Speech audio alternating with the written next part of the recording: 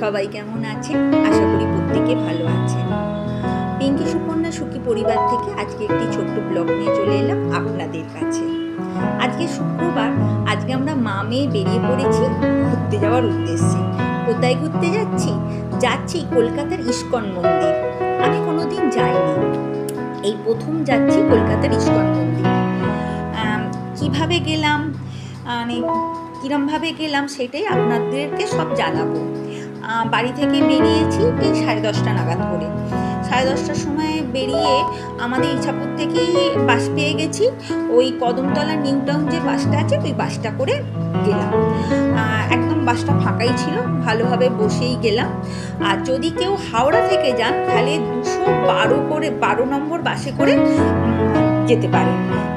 বাসে করে গিয়ে মিন্টু পার্কে নামতে হবে। মিন্টু পার্কে নেবে, বেশি দূর নয়, মানে কিছুটা হেঁটে গেলেই হয়ে যায়, ইস্কনের মন্দির পেয়ে যাবেন। বাসে উঠে পড়েছি, এবার বাস ছাড়বে, এবার যাব। আচ্ছা, এবারে বলি ইস্কনের মন্দিরে তো গেলাম, আমি ভিডিও করব, সমস্ত কিছু ডিটেলসে আপনাদের দেখাবো এবং বলবো, কিন্তু আমি করে উঠতে পারিনি। কেননা আমি করছিলাম ভগবানের সামনেটা গেছি, আমাকে ভিডিও অফ করে দিতে বললো। আমি অনেক মানে অনুরোধ করলাম যে একটুখানি করি না, সবাই তো ইউটিউবে দেখি ভিডিও করে ছাড়ছে, আমি একটু করি। আমাকে বললো না, আপনাকে পারমিশন লেটার আনতে হবে। আমি কোথা থেকে কিভাবে পারমিশন লেটারটা নেবো? ওনারা বললো যে আমাদের এখানে রিসেপশন আছে, সেখানে গিয়ে পারমিশন লেটার। আমি সঙ্গে গেলাম, আমি বললাম কি লেটারে লিখতে হবে বলুন, আমি লিখছি, আমাকে প্লিজ পারমিশনটা দিন। বললো না, এইভাবে হবে না, সকালবেলা একদম সকাল প্রথম থেকে, মানে ভগবানকে যে পুজো হচ্ছে সকালবেলা বা ভোগ নিবেদন হচ্ছে, এগুলো করা হচ্ছে, সেই সকালবেলা ভিডিও করতে হবে। সকাল থেকে একদম পুরো রাত্রিরে মন্দির বন্ধ হওয়া পর্যন্ত করতে হবে, তাহলেই ওরা পারমিশন দেবে। আমি তো সকালবেলা, এখন তো হয়ে গেছে 10:30টার সময় বেরিয়েছি, যেতে পৌঁছাতে 11টা, 11:30 বেজে গেল আমার, তাই জন্য হবে না। ঠিক আছে, পরে যদি আবার পারি আসবো সকাল থেকে, এই জন্য আমি সমস্ত ভিডিওটা করতে পারিনি। এই এখন যাচ্ছি, এবার পৌঁছে আপনাদের সমস্ত কিছু বলছি। আবার এই ইস্কনের মন্দিরটা 1971 সালে প্রভুপাদ এখানে প্রতিষ্ঠা করেছিল। এই যে এসে গেছি ইস্কনের মন্দির। জানেন, বাস থেকে নেবে, আমি তো কোনোদিন আসিনি, এলাম, বেশ পরিবেশটা না খুব সুন্দর, বেশ শান্ত নিরিবিলি পরিবেশ, খুব ভালো লাগছিল আমার। দেখুন কি সুন্দর লাগছে মন্দিরটা, কিন্তু যাই বলুন খুব পরিষ্কার পরিচ্ছন্ন, খুব সুন্দর। আমার বেশ মন ভরে গেছে মন্দিরটাতে এসে, খুব ভালো লাগলো। দেখুন কি সুন্দর পরিবেশটা খুব ভালো। এই গেটের বাইরে জুতো আগে খুললাম, জুতো খুলে তারপরে ভেতরে যাচ্ছি।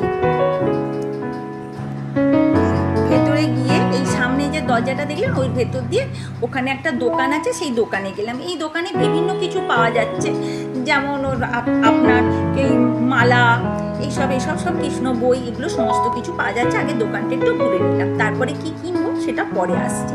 আর মন্দিরের এবার যাচ্ছি আমরা মন্দিরের ওপরে। দেখুন কি সুন্দর পরিষ্কার পরিচ্ছন্ন, লিফটে করেও যাওয়া যায়, কিন্তু আমরা সিঁড়ি দিয়েই যাচ্ছি।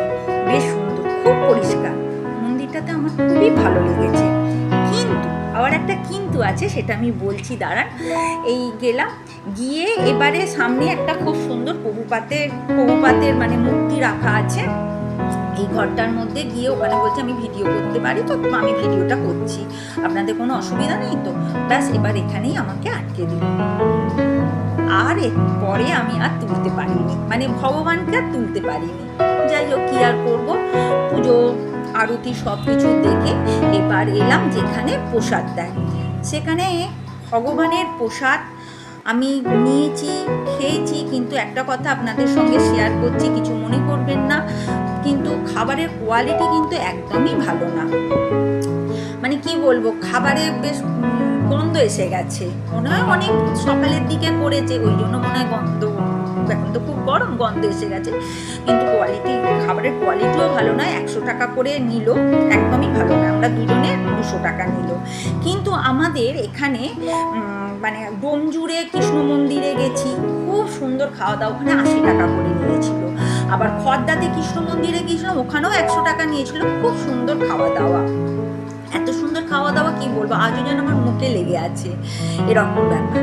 যাকে ভগবানের প্রসাদ খেলাম, যতটা পেরেছি খেয়েছি, তারপরে আর পারিনি।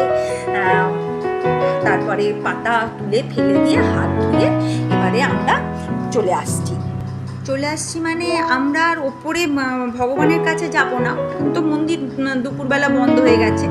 1টা থেকে 2টো অবধি ওখানে প্রসাদ দেয়, বন্ধ হয়ে গেছে, প্রশাসন সবাই পেয়ে গেছে ভক্তরা। এবারে আমরা এই দোকানটিতে ঢুকছি, দোকান থেকে একটু ঘি কিনবো আর একটি সাবান কিনবো। জানি না ঘিটা কেমন হবে বা সাবানটা কেমন হবে, না কিনলে তো বুঝতে পারবো না। আর জিনিসপত্রের বেশ দাম দেখলাম। এই ঘিটা কিনছি, 250 গ্রাম ঘিয়ের দাম 300 টাকা নিল এই ঘিটা। জানি না, বাড়িতে গিয়ে খেয়ে বলবো কেমন লাগলো। আর এই সাবানটির দাম নিয়েছে 50 টাকা। সাবানটা একদম পাতলা, এমন কিছু মোটা সাবানও নয়, জানেন। এই হচ্ছে ব্যাপার। এবার এখান থেকে সব কিনলাম, কিনে এবারে বেরিয়ে পড়ছি জুতো পরে। কিন্তু আমরা বাড়ি আসবো না, আমরা যাব আর একটা জায়গায়, সেটা হচ্ছে ধর্মতলা। আজকে মামি খুব ঘুরছি আমরা, ধর্মতলায় যাচ্ছি, মানে একটু দরকারও আছে। দরকার মানে আমার না ফোনের স্ট্যান্ডটা ভেঙে গেছে, তাই জন্য ফোনের স্ট্যান্ডটা কিনবো বলে ধর্মতলায় এলাম। ধর্মতলায় এসে গেছি, দাঁড়ান রাস্তাটা পার হই দুজনে মিলে। রাস্তাটা পার হয়ে এবার ধর্মতলায় কী কী ফোনের স্ট্যান্ডটা কেমন কিনলাম আপনাদের দেখাচ্ছি। দাঁড়ান রাস্তাটা ঝপ করে পার হয়ে নিই। ব্যাস রাস্তাটা পার হয়ে গেছি, এবার ফোনের স্ট্যান্ডটা কিনছি। এইটা কিনলাম। এই ফোনে আমার আগে ছিল, আমার স্ট্যান্ডটা ভেঙে গেছে। এই স্ট্যান্ডটার দাম নিল 170 টাকা। অনেক দামই বলেছিল, 300 টাকা বলেছিল, অনেক দরদাম করে 170 টাকায় কিনলাম। আর তারপরে চলে আসছিলাম, কটা জামা পছন্দ হলো, মানে কুর্তি। এই একটা কুর্তি আর একটা কুর্তি কিনেছি, এইটা আর এই কালো রঙের এটা প্যান্ট। এই 3টে জিনিস কিনলাম। কেমন হয়েছে আমার জামাগুলো একটু বলবেন। এই 3টে জিনিস কিনে এবার বাসে উঠবো, বাড়ি চলে আসবো। আজকে আমার ভিডিওটা এই অবধি। বেশ অনেকক্ষণ ধরে আমি খুব ঘোরাঘুরি করলাম, কৃষ্ণ মন্দির ঘুরলাম, ভালো লাগলো। সারাদিন এইভাবে কাটালাম। আমার ভিডিওটা যদি ভালো লেগে থাকে লাইক করবেন, শেয়ার করবেন। প্রত্যেকে সুস্থ থাকবেন, ভালো থাকবেন, আর নিজের খেয়াল রাখবেন, প্রত্যেকে ভালো থাকবেন। আর সব সময় বলবেন আমরা সব কিছু পারি করতে। এই অবধি আজ আমার ভিডিওটা।